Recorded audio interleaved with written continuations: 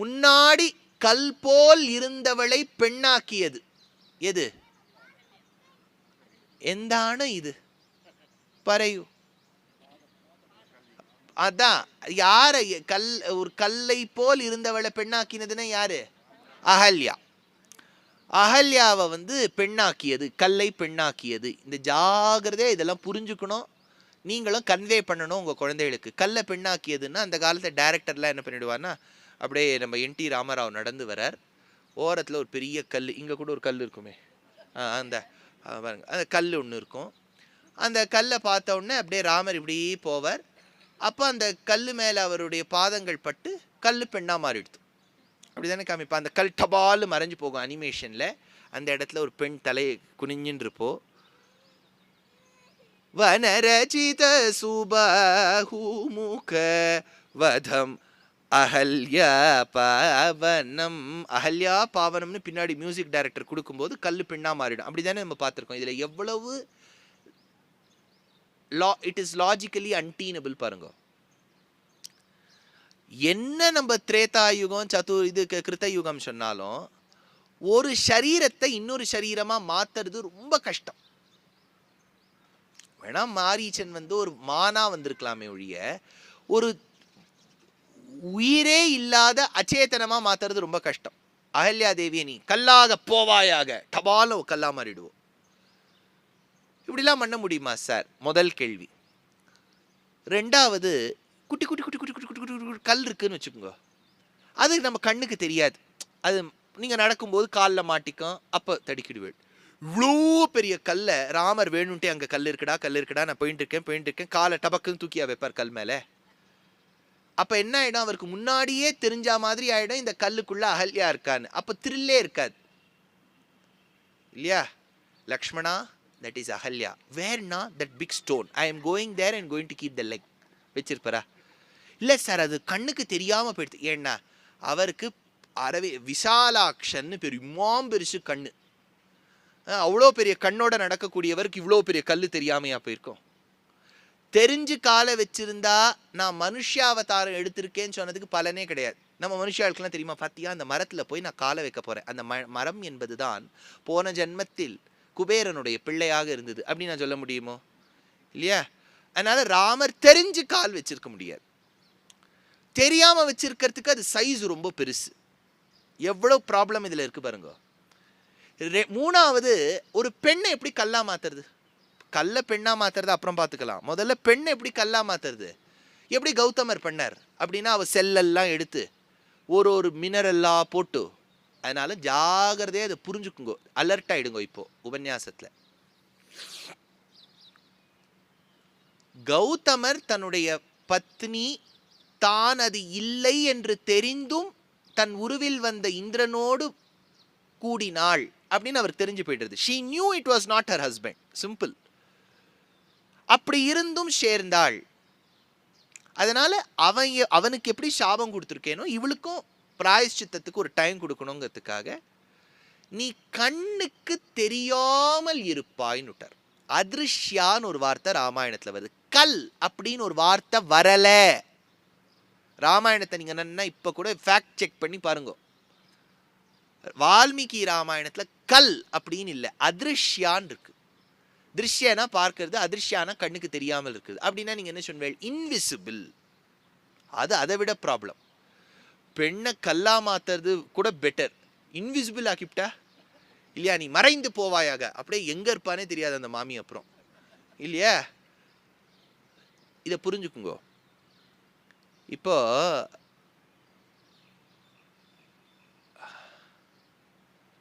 நிறைய அந்த காலத்தில் இப்போல்லாம் ஃபேமிலியில் ரொம்ப காமன் இல்லையா? ஒரு ஜாதியை சேர்ந்தவர்கள் இன்னொரு ஜாதியை மணப்பது, இன்னொரு மதத்தை மணப்பது, இன்னொரு மாட்டை சார்ந்த ஒரு பெண்ணை இதெல்லாம் இப்போ ரொம்ப காமன் ஆயிடுது.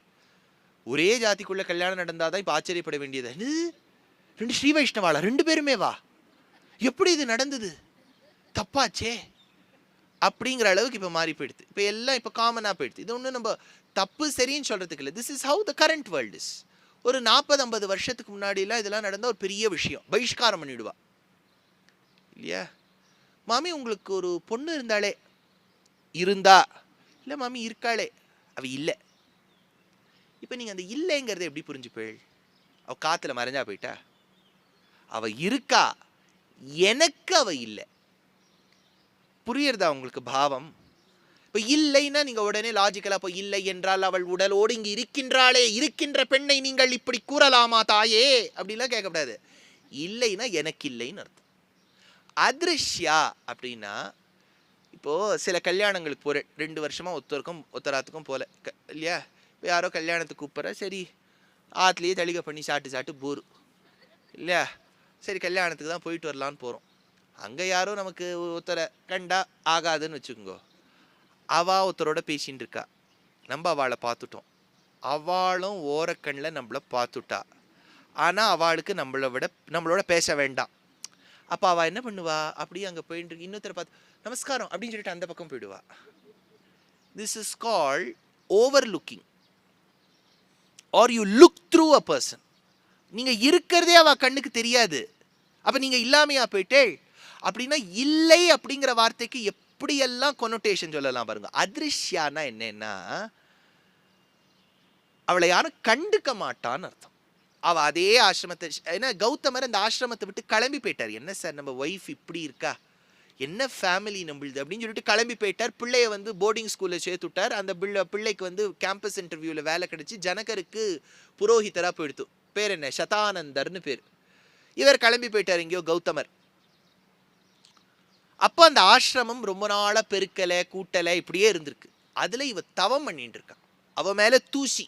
ஏன்னா தவம் பண்ணிட்டு இருக்கவா கார்த்தால எழுந்து குளிச்சுட்டு பொரிச்ச குழம்பை சாப்பிட்டுட்டு ஒரு மணி நேரம் தவத்தில் இருந்துட்டு மத்தியானம் 1 மணி நேரம் பார்த்துட்டு சாயங்காலம் தாலாட்டு அன்பேவா பார்த்துட்டு திரும்பிலாம் வர முடியாது. அதனால தவம்னா அது கம்ப்ளீட்டாக இருக்கணும், எல்லாத்தையும் மறந்து அப்படியே குச்சி மாதிரி மாறிடணும். அந்த மாதிரி அவ தவத்தில் இருந்துருப்போம், பிராயஷ்சித்தம் பண்ணியிருப்போம். ஐயோ நம்ம பண்ணது தப்பாச்சே, பெருமாளே என்ன மன்னிச்சுடுன்னு காலங்காலமாக இருந்திருப்போம். அதுவும் அதிருஷ்யாதான். அப்படி இருந்தபோது ராமர் வந்தார். அப்படின்னா அவ கல் முதல்ல இல்லை இல்லை சார், பின்னாடி வந்தவாள்ல கல்லுன்னு சொல்லிட்டாலே பொயட்ரியில் அப்படி சொல்ல வேண்டியது தான். ஆனால் சாதாரணமாக அவள் அதிருஷ்யாவாக இருந்திருக்கா. சரி அது ஆச்சு. இப்போ அந்த ப்ராப்ளம் ஆயிடுச்சு. இப்போ கல் இல்லை அப்படின்னு ஒரு ப்ராப்ளம் தீர்ந்தாச்சு.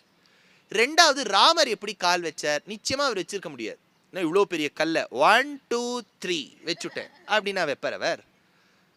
பின்ன எப்படின்னா தேசிகன் சொல்கிறார் பாருங்கோ, நமஸ்தஸ்மை கஸ்மைச்சன பவது நிஷ்கிஞ்சன ஜன ஸ்வயம் ரக்ஷா தீக்ஷா ஸ்வயமதிக சமிந்தான யசசே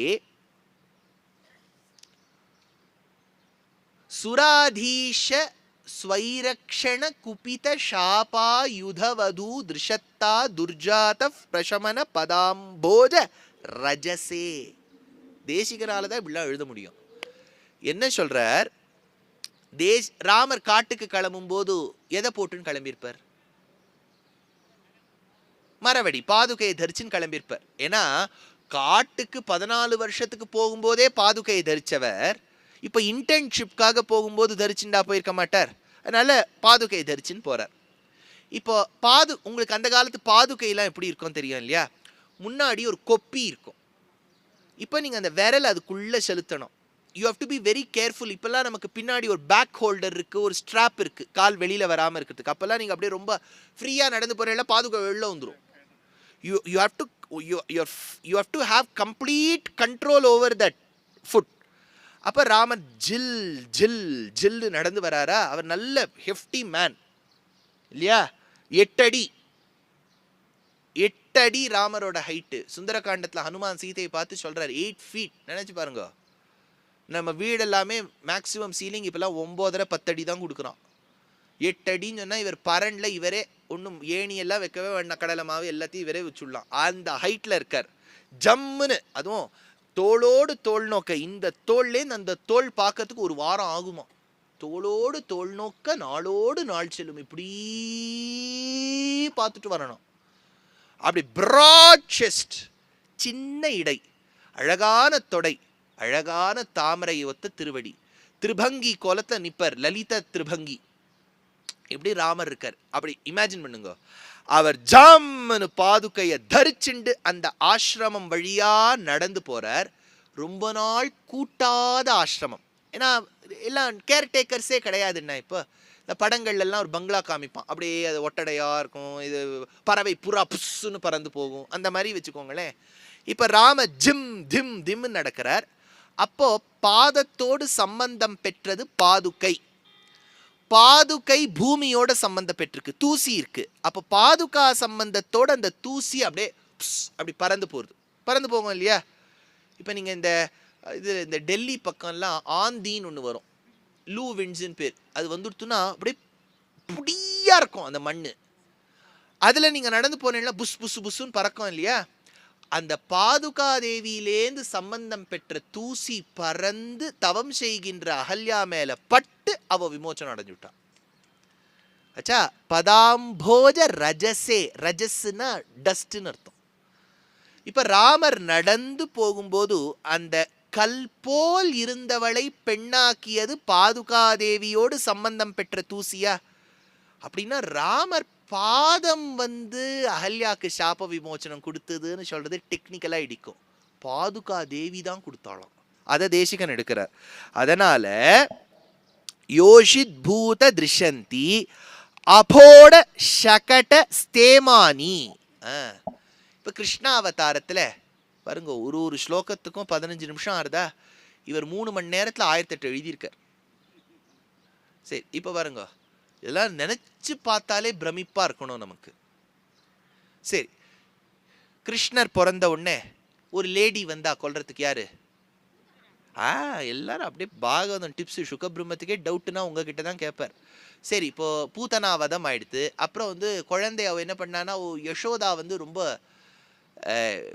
ஆண்டர்பிரினியர், ஒர்க்கிங் பார்ட்னர். பாலெல்லாம் போய் காய்ச்சி தயிராக்கி தயிரிலேருந்து வெண்ணெய் எடுத்து இதெல்லாம் பண்ணணும். எத்தனை நாள் குழந்தையே கவனிச்சுட்டு இருப்போம். அதனால குழந்தைக்கு ரட்சகமா இருக்கட்டும்னு ஒரு ஷகட்டத்துக்கு பக்கத்துல விட்டுட்டு போயிட்டா. ஷகட்டம்ங்கிறது ஒரு புரோக்கன் கார்ட். பக்கத்துல குழந்தைய தொட்டில் மாணிக்கங்கட்டி வைரமிடை கட்டி ஆணிப்புன்னால் செய்த வண்ணச்சிறு தொட்டில் பேணி உனக்கு பிரமன் விடுத்தந்தான் மாணிக்குரளனே தாலேலோ வையமளந்தானே தாலேலோன்னு பெரியாழ்வார். பெரியாழ்வாருடைய பாசுரங்களை படிச்சாதான் தெரியும் கிருஷ்ணர் எப்படி அனுபவிக்கணும்னு. எந்தம் பிரானார் எழில் திருமார்வர்க்கு சந்தம் அழகிய தாமரை தாளர்க்கு.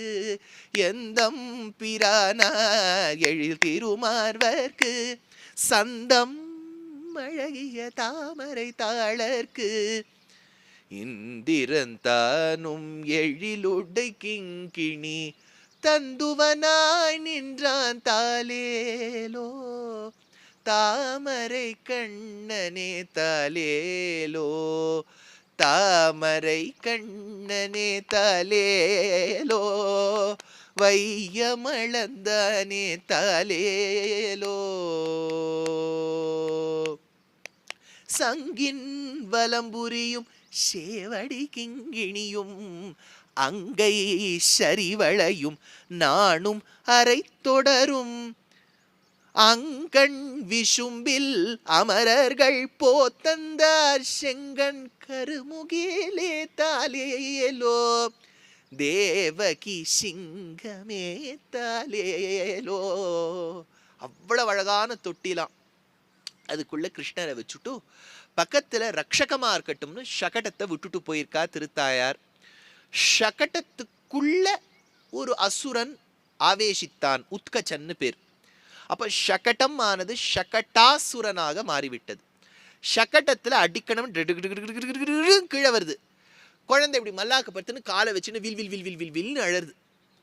வில் வில் வில் வில் வில்னு ஏன் அழுதுதுன்னார்? ஏன்னா வந்த ஷகடத்துக்கும் வீல் இருக்கோன்னு வில் வில் வில் வில் வில் வில்னு அழுது. அப்ப பெருமாள் இப்படி கிடுகிடுன்னு காலை உதைக்கிறார். சகடம் கீழே வருது, காலை உதைக்கிறார். சகடம் கீழே வருது, வருது வருது வருது வருது வருது. இந்த ஐபிஎல் எல்லாம் ஸ்லோ மோஷன்ல காமிப்பான். இப்படி அந்த பால் இப்படி போய் நம்ம ஹார்திக் இப்படி அடிச்சு இப்படி பண்ணுவார் இல்லையா, அந்த காமிக்கிற மாதிரி சகடம் கீழே வருது, பெருமாள் பாதம். சகடம் கீழே வருது, பெருமாள் பாதம் தொட்ட என்னாச்சு, அந்த சகனம் அப்படியே ஃபுல். இதெல்லாம் சார் பெரிய நம்ம தலைவர் படம் மாதிரி இருக்கே. தலைவர் தான் 50 பேர் இப்படி இப்படி கையால் ஒரு அடி 50 பேரும் விழுந்துருவார். அந்த சகனம் இப்படி சுத்தி அங்க குழந்தைகள்லாம் லகோரி விளையாடிட்டு இருக்கு. டாய் பாருடாங்க அப்படிங்கிறது.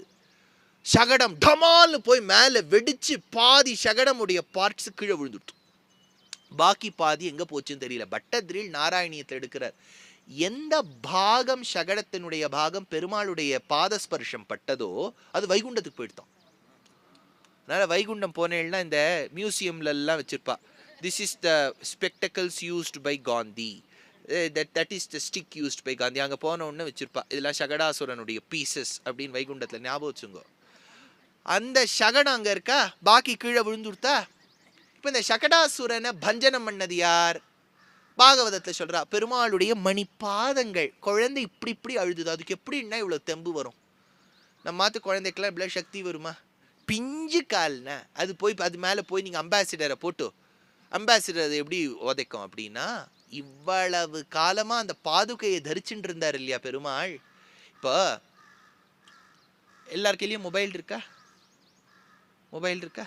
அது இல்லைன்னா எப்படி ஒர்க் பண்ணுறதோ இல்லையோ, அது இல்லைன்னா அது கைக்கு பவித்திரமும் தண்டமும் போலே. பாஷ்யக்காரருடைய சரித்திரத்தில் எடுப்பா, அவர் திருக்கோஷ்டியூர் நம்பிக்கிட்ட போகும்போது ரகசியார்த்தம் கேட்கும்போது பக்கத்தில் ஆண்டான், ஆழ்வான், ஆச்சான் இவெல்லாம் இருந்தாளாம். அப்போ ஆச்சாரியர் கேட்டாராம் ஸ்ரீபாஷ்யக்காரர்கிட்ட, இவரையெல்லாம் அழைத்து கொண்டு வந்தீரே, உம்மை ஒருவனைத்தானே வரச் சொன்னோம் அப்படின்னு ராமானுஜரை பார்த்து சொன்ன உடனே, இவர் ஆறும் அல்ல, நமக்கு தண்டமும் பவித்திரமும் போலே, என்னுடைய தண்டம் இவர், பவித்திரம் இவர் அப்படின்னு விட்டாராம். நமக்கு எது தண்டம்? எது தண்டம்? மொபைல் தான் தண்டம் இல்லையா?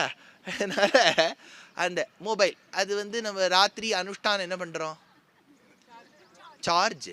அது 4 புள்ளி காமிக்கும். அது 90% 100% இருந்தால் தான். 100% ஆயிடுத்தா அப்போ எடுங்க, சும்மா டோன்ட் டேக் இட் அவே. ஏன்னா அது ஃபுல்லாக சார்ஜ் ஆகணும். ஆனால் அது வேலை பார்க்கணும்னா அந்த சார்ஜர் தேவை இல்லையா? அப்படி சாயங்காலம் ஆக ஆக ஆக ஆக அது குறைஞ்சின்னு ரெட் கலர் லைட்டை கொடுத்து மேலே ஒரு எக்ஸ்க்ளமேஷன் மார்க்கை போட்டு அப்படியே அஸ்தமிக்கும். அது அவாவகச்சூழ் அரியை அரணை அலனை அதற்றி அவாவற்று வீடு பெற்ற குருகூர் ஷடகோப்பன்னு அது அது அதோடைய சரீரத்திலேருந்து ஆத்மா ராத்திரி பிரிய ஆரம்பிக்கும். மறுபடியும் நீங்கள் குரம்பை எடுத்து குடிப்புக்கு ஆவி கூற்றுக்கிட்ட வரம்பை எடுத்து வருகும்னு சொல்கிற மாதிரி மறுபடியும் அதுக்கு சார்ஜ் போட்டால் உடனே சக்தி கொடு அப்படின்னு அது வந்துடும். ஆச்சா? இதில் கொண்டு நீங்கள் சேர்க்கிறீள். பெருமாள் இவ்வளவு சக்தி, பிஞ்சு கால்கள் அந்த சகடத்தை உதைச்சதே காரணம் என்னன்னா, பாதுகாதேவி கிட்டேருந்து சார்ஜை வாங்கிட்டாராம். அதனால அவரால் அந்த சகடத்தை இடிக்க முடிஞ்சது. ஆச்சா? இன்னும் இந்த ஸ்லோகம் முடியல. முதல்ல அகல்யாவா, அடுத்து சகடமா. வைமானிக ஸ்த்ரோதாஸ்வினி உபலம்பனானி. தேவர்களுக்கு கங்கையை வர வச்சர்ன. கங்கை எங்கேயோ இருந்தா இல்லையா? அது கமண்டலத்தில், பிரம்மாவுடைய கமண்டலத்தில் உட்கார்ந்துட்டு இருந்தா கங்கை.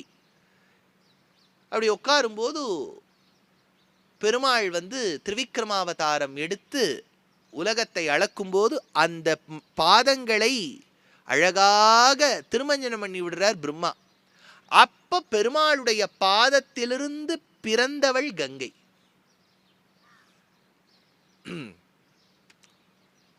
சங்கீத சாஸ்திரத்துல படிச்சவா இங்க ஒருத்தர் இருந்தாளே, செஞ்சுருட்டியில கங்கே மாம் பாகின்னு உண்டு தீட்சிதர் கீர்த்தனை.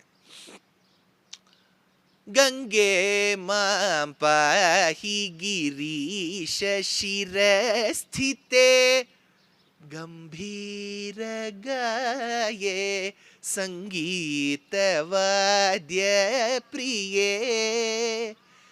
கீதவாத்திய பிரியே. ஒரு ரிவர் ஓடும்போது there is a music associated with it. சத்தம் கேட்க இப்படி நிசப்தமா இருக்கும்போது கேட்கறதா? கம்பீர காயே சங்கீத வாத்ய பிரியே அங்கஜ தமுதே. அங்கஜ தாத்த அமுதே. யாருக்கு ரொம்ப பிடிச்சவள் அவள்? அங்கஜ. அங்கத்தோடு கூடியவர் யார்? எல்லாருக்கும் அங்கம் இருக்கு. அனங்கஜ, அங்கத்தையோடு கூடாதவர் யார்? காமதேவன். சிவன் தான் எரிச்சுட்டாரே. அவருடைய அப்பா கந்தர்ப்பனுடைய அப்பா யாரு? மாறனுடைய அப்பா யாரு? மாறன்னா நான் சொல்றது இவர். அதனால யாரு?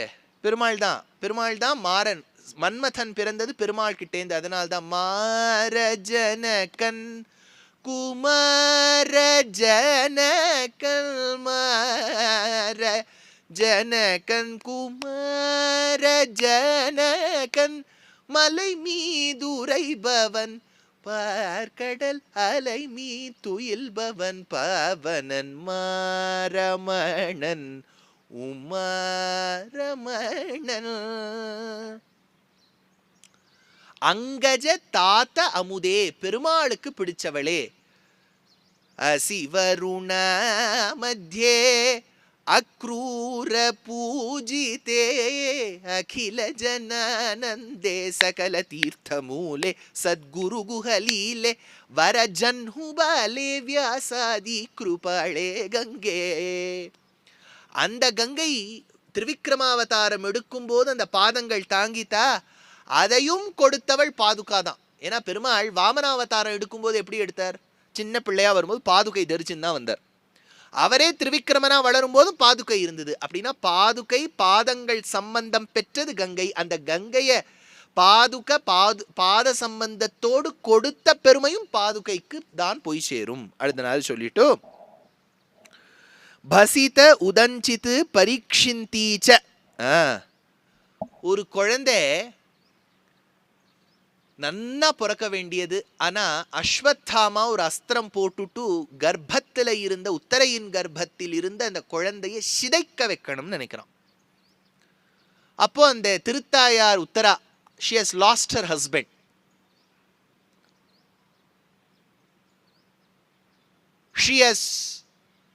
She's just the only hope, ray of hope that is left for this caring mother is the to be born child. And Drona's son Ashwathama had vowed to kill even this fetus. அபாண்டவாஸ்திர பிரயோகம் பண்றான். அப்போ திருத்தாயார், அவ மாமியார், அவளுடைய சகலத்ரி, அவளுடைய மாமியார் குந்தி, அத்தனை பேரும் சரணாகதி பண்ணி பெருமாள் என்ன பண்றார்? அங்குஷ்டமாத்திர புருஷஹான்னு அப்படியே சின்ன உரு தரிச்சுண்டு கர்ப்பத்துக்குள்ள அம்பலிக்கல் கார்டு வழியா போய் ஆம்னயோனை சுத்தி அந்த கர்ப்ப குடத்துல சுத்தி வர்றார். ஆம்னயானிக் ஃப்ளூயிட்னு ஒன்று உண்டு. அதுதான் இப்போது இங்கிலீஷில் சொல்லுவாள், இதை வாட்டர் ப்ரோக் அப்படின்னா அந்த நீர் குடம் உடஞ்சுடுத்துன்னு அர்த்தம். அப்போ அதை சுற்றி பெருமாள் வந்தாராம். அப்போது கறி பொடியாக பிறக்க வேண்டிய குழந்தை அதுக்கு உயிர் கொடுத்தது யாருன்னா பெருமாள்னு சொல்கிறா. இல்லை, அவர் பாதுகையை தரிச்சுண்டு தானே அந்த கர்ப்பத்துக்குள்ளே சுற்றி வந்தார். பாதுகாதேவி வெளியில ஒரு அம்மா இந்த குழந்தைய காப்பாத்துங்கிறா, உள்ள போன பாதுகாதேவிங்கிற அம்மா இந்த குழந்தைய ரட்சணம் பண்ணி கொடுத்தா. பெருமாள் காப்பாத்தல, எங்க பாதுகாதேவி தான் காப்பாத்திட்டு அப்படின்னு சொல்லிட்டு தூத்யாதிஸ்வபி. இப்ப பெருமாள் நடந்த கால்கள் நொந்தவோ நெடுங்க ஞாலமேனமாய் இடந்தமை குலுங்கவோ. நடந்த கால்கள் நொந்தவோ. ராமர் காட்டுல நடந்து போகும்போது பாதுகை இருந்ததா? டக்குன்னு சொல்லுங்க, நான் முடிக்கணும் உபன்யாசத்தை. அதை தான் அவர் பரதனுக்கு கொடுத்துட்டாரே.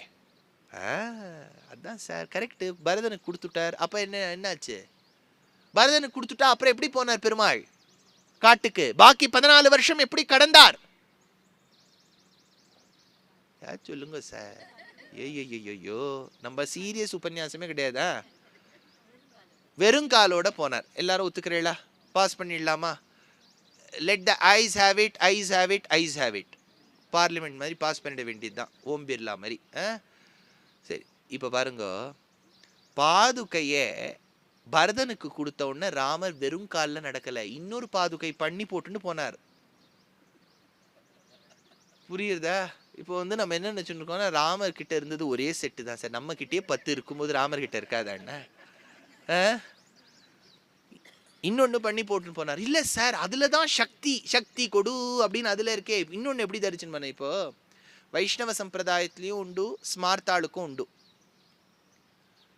இப்போ வைஷ்ணவ சம்பிரதாயத்துல அகோபல மடமோ ஸ்ரீமத் ஆண்டவனாசிரமமோ பரக்கால மடத்திலேயோ ஆச்சாரியவரியர்கிட்ட போய் கேட்டா அவர் பாதுகையை கொடுப்பார். பாதுகா ஆராதனம்னு பண்றது வழக்கம்.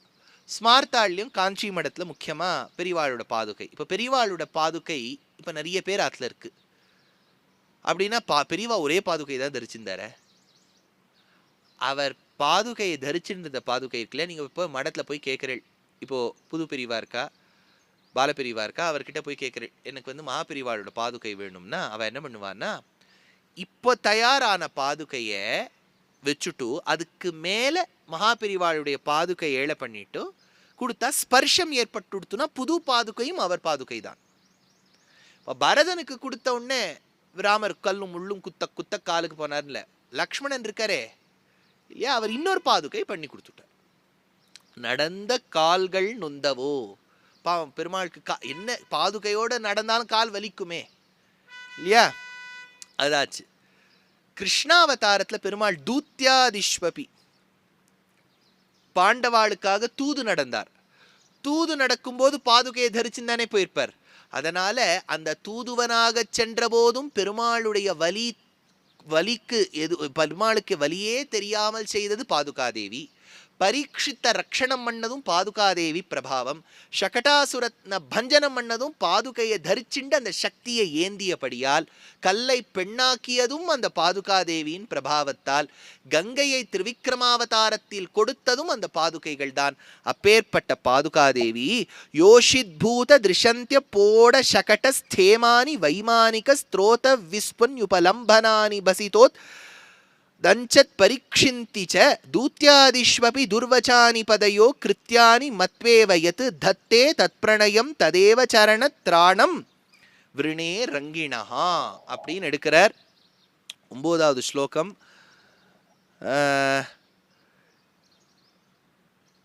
சரி, இப்போ வந்து இன்னும் ஒரே ஒரு ஸ்லோகம் 2 நிமிஷத்துல சொல்லி முடிச்சிருவேன். கொஞ்சம் அல்பாசை, அது முடிச்சுட்டேனான்னு அவ்வளோதான். என்னப்பா ரொம்ப நாழியாக நீங்கள் காத்தால 2 வருஷமா உட்காராம கஷ்டமா இருக்கு. நீங்கள்லாம் அந்த பாடி லாங்குவேஜை பார்த்தாலே தெரியுது.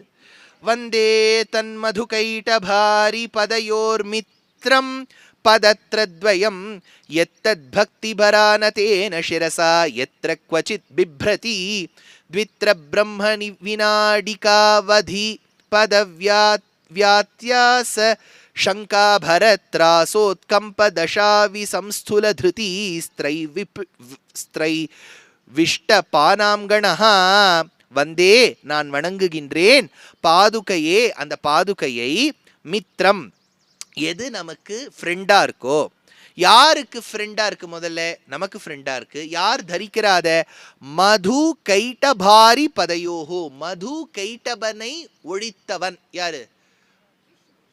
மது கைட்டபனை ஒழித்தவன் பெருமாள். அவரை தாங்கிறது சொல்லிட்டோ எது அந்த பாதுகை பிபர்த்தி அதை தாங்கும் போது எத்திர குவச்சித்து யாராவது அதை தாங்கும் போது எங்க தாங்கறா? சிரசா தங்கள் சிரசில் தாங்கும் போது ஆனதேன பக்தி பூர்வமாக அந்த தலையை குனிந்து தாங்கும் போது பக்தி பர திருதிஹி அந்த தாங்கக்கூடிய அந்த பக்தர்கள் கோஷ்டி திரைவிஷ்டபானாம் தேவர்கள் தங்கள் சிரசில் பக்தி ஸ்ரத்தையோடு குனிந்த தலையோடு மதுகைட்டபாரியான பெருமாளுடைய பாதுகையை தாங்கும் போது விஷம்ஸ்துலா அது அந்த பாரம் தாங்க முடியாமல் சங்கா ஓரளவுக்கு ஒரு பயம் ஏற்பட்டுதான் தேவர்களுக்கு. ஏன்னு சொல்றாரு இந்த இடத்துல தேசிகன்? தேவர்களுக்கு எப்பவுமே தாங்க நன்னா இருக்கணும். செல்ஃபிஷ் தான் அதெல்லாம். தேவர்கள்லாம் ஓரளவுக்கு இப்ப சரித்திரம்லாம் பார்த்தா செல்ஃபிஷ். நாம நன்னா இருக்கணும். இந்திரனோ வாயுவோ அக்னியோ அவ பெருமாளை கொண்டாடுறா. ஆனா அவளுக்கு உள்ளுக்குள்ள ஒரு கம்பனம் வந்துருமா, பயம் வந்துருமா. எப்போ?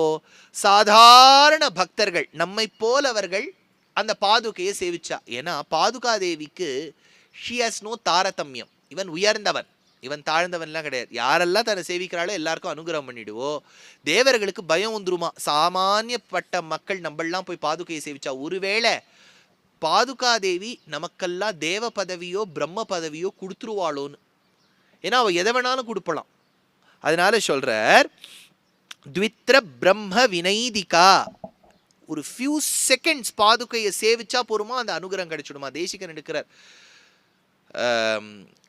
அபிக்ஷணார்த்தம் கலயந்தி ஏத்வாம் ஆப்ளாவயந்தம் விஷதைர் மயூகைஹின்னு. ஹயக்ரீவரை சேவிச்சா எப்படி ஞானம் வரும்னார்.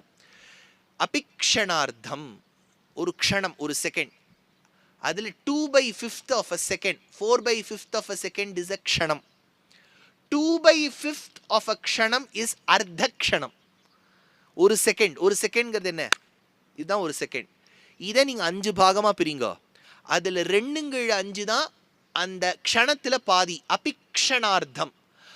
அந்த அளவு நம்ம ஹயக்ரீவரை பார்த்துட்டா கூட அவர் ஞானம் கொடுத்துருவாராம் நமக்கு. அபிக்ஷணார்த்தம் கலயந்தி ஏத்வாம். அந்த ஹயக்ரீவர் அனுகிரகம் பண்ணி எங்கே உட்காரணும்? தேசிகன் சொல்கிறார், ஜிஹ்வாக்ர சிம்ஹாசனம் அபியுபேயாக. நாக்கு நுனியில் வந்து உட்காந்துக்கணுமா. எல்லாரும் சொல்கிற பாருங்க சார், அது அது எனக்கு சொல்ல தெரியல, இது வரைக்கும் வந்துடுத்து, இது வரைக்கும் வந்துடுத்து, வந்துடுத்து வந்துடுத்து இங்கே வரமாட்டேங்கிறது சார். இல்லையா, இங்கே தானே வரணும் இல்லையா, ஒரு வார்த்தை வரணும்னா இப்படி இப்படி இருக்கு. அது I don't know how to say it. It has to sit. ஒன்றுமே இல்லை, ஹயக்ரீவரை தியானம் பண்ணுங்கோ. ஜிஹ்வாக்ர சிம்மாசனம். தேசிகன் சொல்கிறார், சும்மா வந்துட்டு போக மாட்டாராம் ஹயக்ரீவர். நாக்கு நுனியில் ஒரு 4 பக்கம் ஓட்டையை குத்தி சிம்மாசனத்தை போட்டு உட்காந்து போகிறான். உட்காந்துட்டு ஜம்முன்னு ஹயக்ரீவர் இப்படி உட்காந்து பண்ணி பேசிடா, நான் பார்த்துக்கிறேன். ஜிஹ்வாக்ர சிம்ஹாசனம் அபியுபேயாக. அப்போ வார்த்தை எப்படி வரும்னார், திஷந்து மேதேவ சதாத்வதீயாக தயா தரங்கா அனுச்சரா கட்டாட்சாக. நதி ஓடுறா மாதிரி வருமா. ஸ்தோத்ரேஷு பும்சாம் அமிர்தம் க்ஷரந்தீம் சரஸ்வதீம். இங்கு கூடி உள்ள அனைத்து பட்ட மக்களுக்கும் இந்த அசடி எப்போ பேசி முடிக்கும் இல்லையா? கேட்குற வாழ்க்கெல்லாம் அவ்வளோ டைம் இருக்கோ இல்லையா? அதனால் it should be at a place where people can enjoy. ரொம்ப கடை வந்துன்றார், அது கேட்டுட்டு மாமி வந்தேல இப்போ வந்து இப்படியும் பேசக்கூடாது. It should not be a rambling. கடைன்னு ஏதோ பேசணுங்கிறதுக்காக பேசக்கூடாது. விட்டும் பேசக்கூடாது. இங்கு கூடி உள்ள இப்போ எப்போ முடிப்பார். அதனால ஜிஹ்வாக்ர சிம்ஹாசனம் அபியுபேயாக. அவர் நாக்கு நுனியில் உட்காந்துண்டு அந்த இடத்துல ஸ்தோத்ரேஷு பும்சாம் அமிர்தம் க்ஷரந்தீம் சரஸ்வதீம் சம்ஸ்ருத காமதேனும். அந்த நாவிலிருந்து புறப்படக்கூடிய வார்த்தைகள் அப்படி அந்த ஒரு பேஸில் வரணுமா. அதுக்கெல்லாம் காரணம் யார்? ஹயக்ரீவர். நான் சேர்த்து சொல்கிறேன், தேசிகன் உடைய அனுகிரகத்தில் அந்த ஹயக்ரீவர் கூட இல்லை, ஹயக்ரீவர் சிம்மாசனம் போட்டு உட்காந்துக்கிறார் இல்லையா, அவருடைய பாதுகையோட தானே உட்காந்துப்பார். அந்த பாதுகாதேவி ஹயக்ரீவருடைய பாதுகா. ஏன்னா இன்னைக்கும் அஹோபில மடத்தில் ஆச்சாரியருக்கு என்ன பேர் தெரியுமோ? ஸ்ரீ லக்ஷ்மி நிருசிம்ம திவ்ய பாதுகா சேவகன் பேர். அதே மாதிரி பரகால மடத்தில் ஸ்ரீ லக்ஷ்மி ஹயக்ரீவ பாதுகா சேவகன். அந்த பாதுகை தான் நம்மளை ரட்சிக்கும். அதனால் அந்த நாவிலிருந்து புறப்படக்கூடிய வார்த்தை பிரம்மாவையும் உருவாக்கும், இந்திரனையும் உருவாக்கும். அதனால் நம்மளை பட்டவா யாராவது நாளைக்கு இந்திரனா போயிட்டோன்னு வச்சுங்க, நாளைக்கு என்ன சார் பண்ண போறீர்? I am going to become Indira. எதனால் நமக்கு அந்த பதவி கிடைக்கும்னு தேவர்கள் பயப்படுறா. பாதுகா தேவியை சேவிச்சுட்டா அந்த பாக்கியம் கிடைக்குமா அப்படின்னு சொல்லி முடிக்கிறா. இப்போ சில இன்னைக்கு போக வேண்டிய கோவில்களை பற்றி சொல்லிவிடுறேன். கவிதார்க்கிக சிம்ஹாய கல்யாண குணசாலினே ஸ்ரீமதே வெங்கடேஷாய வேதாந்த குரவே நமஹ. இப்போ